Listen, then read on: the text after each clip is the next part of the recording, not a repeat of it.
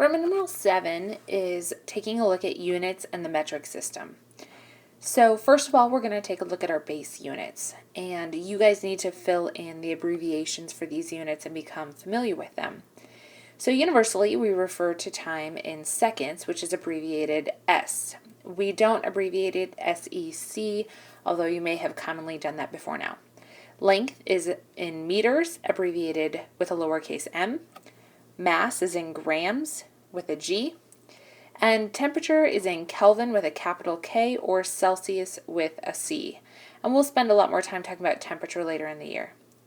Amounts are in moles, and although it doesn't make much sense to you now, we will talk more about moles later on in the next month.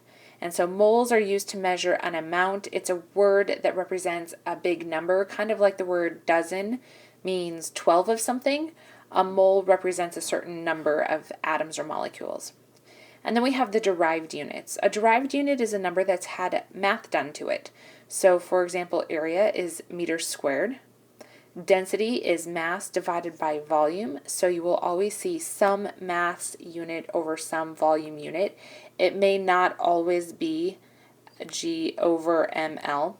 So you might see a density unit as kilograms per liter.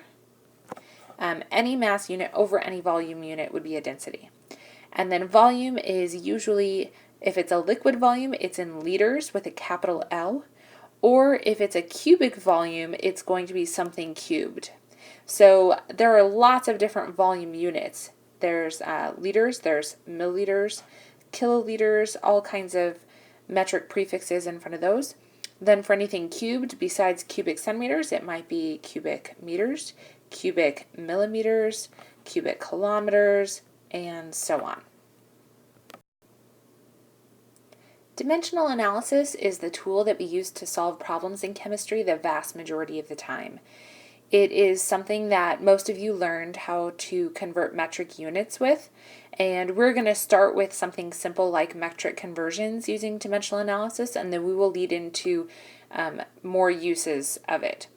So when you do dimensional analysis, you always start with a known value, and you use conversion factors to change the unit of that known value. You're not changing what that substance is, you're simply changing the unit that it's found in, and subsequently the number will end up changing for it. So you have some examples here of equivalent conversions, and they can be written in a number of different ways, and you'll see them all kinds of different ways on your homework also. It might say 1 foot equals 12 inches, like this one. Or it might take that and then you might need to write it more as a fraction for doing your problem solving, like 1 foot over 12 inches. You might need it the other way, 12 inches over a foot. And you might also see it written in words. And so we want to understand that the words also mean the same thing as the above conversions. So when we go to use dimensional analysis, we are given one known in the problem, and in this case it is 17 inches. So we want to be sure to write down both the number and the unit, and you're welcome to abbreviate units as long as you do it correctly. If you're ever in doubt, just write the unit out completely. So in all of your work, you must always have numbers and units in every single place to get full credit for it. So we would start with 17 inches, and it's asking us to convert that measurement to feet. So we want to end up in feet, and we want to think through how many conversions it would take us to do that. Well, in this case, we know directly that 12 inches equals 1 foot. And so we can take the conversion factor that we see up above here, and we can arrange it so that we cancel out our inches and get to feet. So whatever unit you're given in your known, you want to put at the bottom of the first step. So I'm going to put inches down there. And then I want to find the conversion factor that would correctly cancel my unit out and go to the next unit, which is in this case feet. So I'm going to use this conversion factor up here and plug it in down here, that 1 foot equals 12 inches. Those numbers should correspond to the units, and my units here should cancel out. So then what I'm left with is feet, and that's what I'm trying to get to in the end. So then you're ready to solve the problem. So you want to take 17 divided by 12,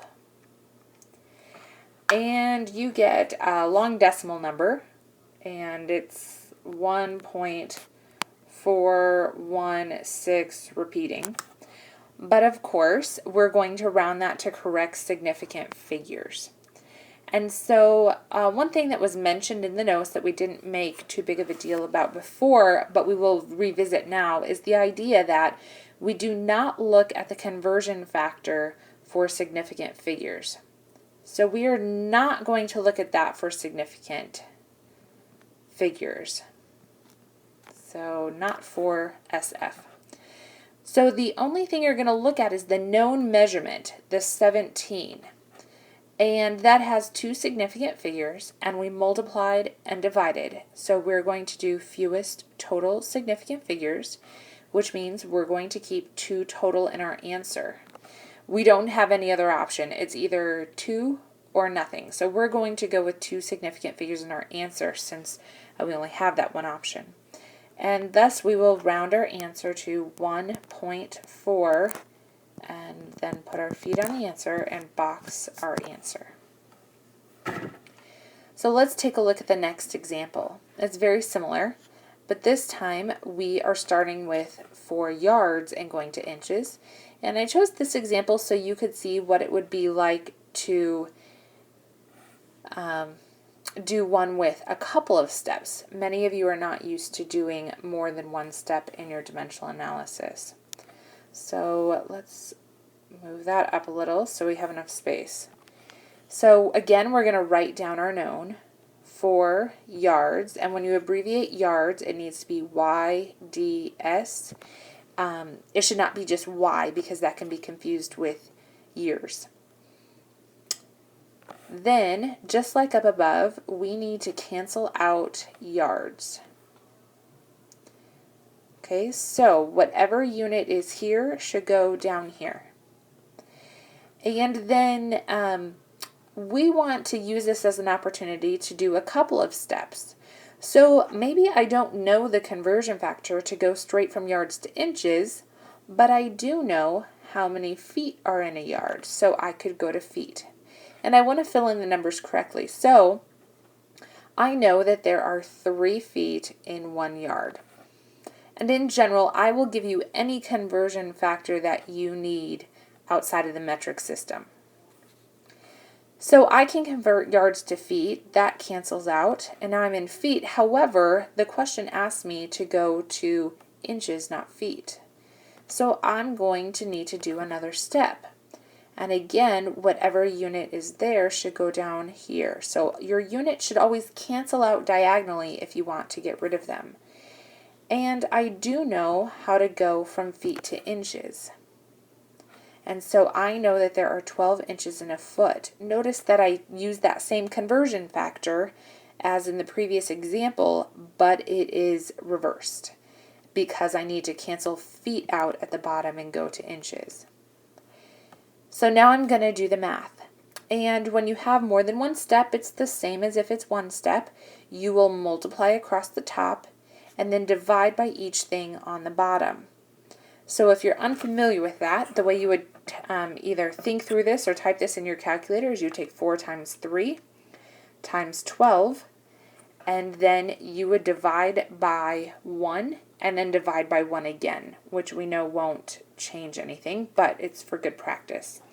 And I get my answer of 144 inches. Now I need to look through significant figures again. Remember, I'm not going to look at my significant figures in any conversion factor. I'm only going to use my known. Since it's the only number given to me, I only have one option to go with.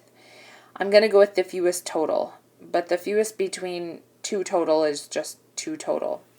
So I'm going to keep that one and that one for the second one, which means I need to round the 4 off. Now that doesn't mean I'm going to leave it at 14. It means I'm going to round it either to 140 or 150. And correct rounding would be leaving at 140. That would be 2 significant figures total. Put my unit on it and box my answer.